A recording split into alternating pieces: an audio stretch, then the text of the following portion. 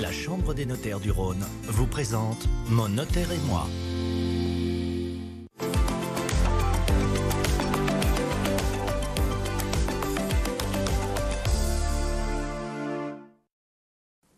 Bonjour à tous, c'est Jean, j'espère que vous allez bien. Bienvenue dans ce nouveau numéro de Mon notaire et moi. Vous le savez, c'est votre rendez-vous privilégié avec la Chambre des notaires du Rhône. Aujourd'hui, j'ai le plaisir d'accueillir Maître Émilie Sultan, membre de la Chambre des notaires du Rhône, qui va nous parler de succession internationale. Alors bonjour Maître. Bonjour. Est-ce que vous pouvez nous expliquer ce qu'on entend par succession internationale ?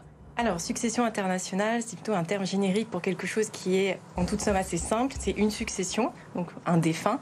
Et dès qu'on a un élément d'extranéité, c'est-à-dire des biens à l'étranger, des personnes à l'étranger ou des personnes de nationalité étrangère.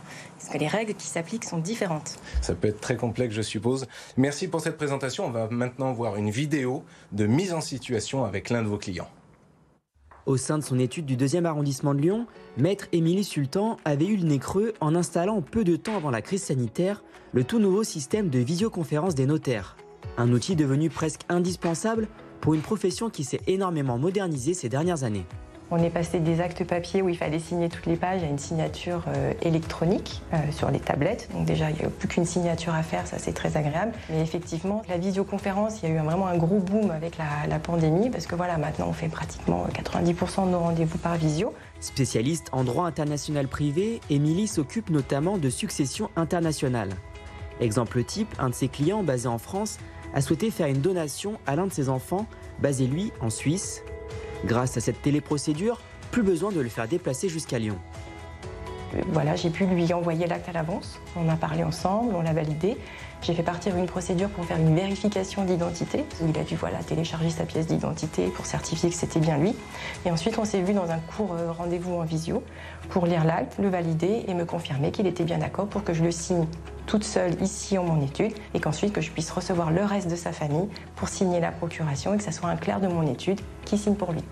Honnêtement, c'est super parce qu'en 5 minutes ou 10 minutes, là, notre acte aujourd'hui est fait et puis directement avec vous en vidéo et ça me fait gagner un temps fou.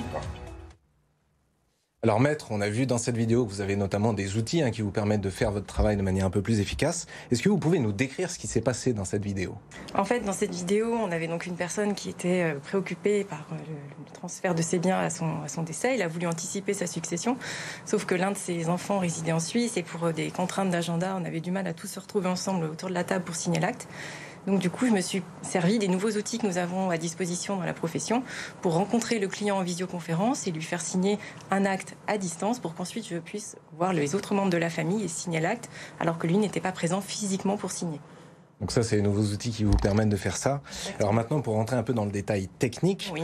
Du point de vue civil, comment est-ce que ça fonctionne, une succession qui se déroule à l'international ? Alors, les règles, en fait, ça va dépendre où se trouve la personne au moment de son décès. Parce qu'en France, nous sommes soumis à un règlement européen qui nous explique que la loi qui va être applicable pour dire qui hérite et de quoi est la loi du dernier domicile du défunt.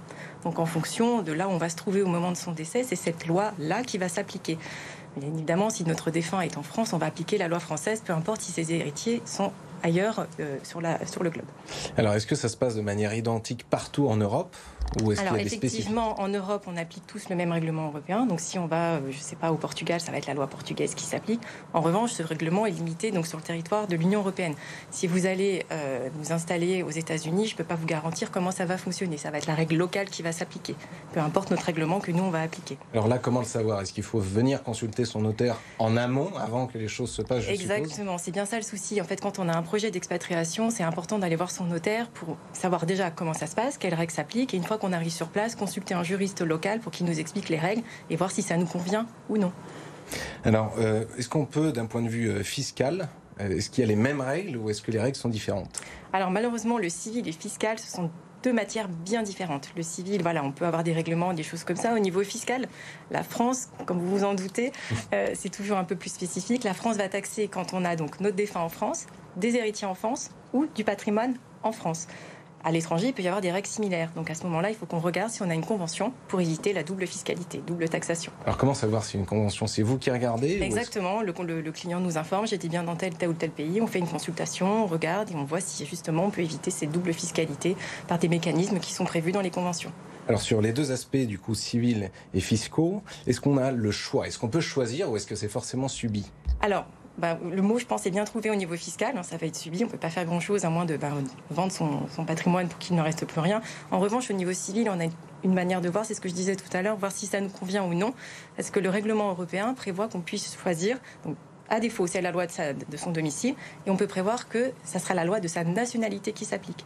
C'est-à-dire, vous partez au Portugal, il vous arrive malheur, si avant de partir, vous êtes allé voir votre notaire pour faire un testament en disant « je veux que ça soit la loi française qui s'applique », le Portugal va respecter ça et ça sera la loi française qui va s'appliquer. Merci Maître pour ces présentations. Merci à vous d'avoir suivi cette émission et n'oubliez pas, on se retrouve dans un mois pour un nouveau numéro de Mon Notaire et moi. Et d'ici là, restez connectés sur BFM Lyon.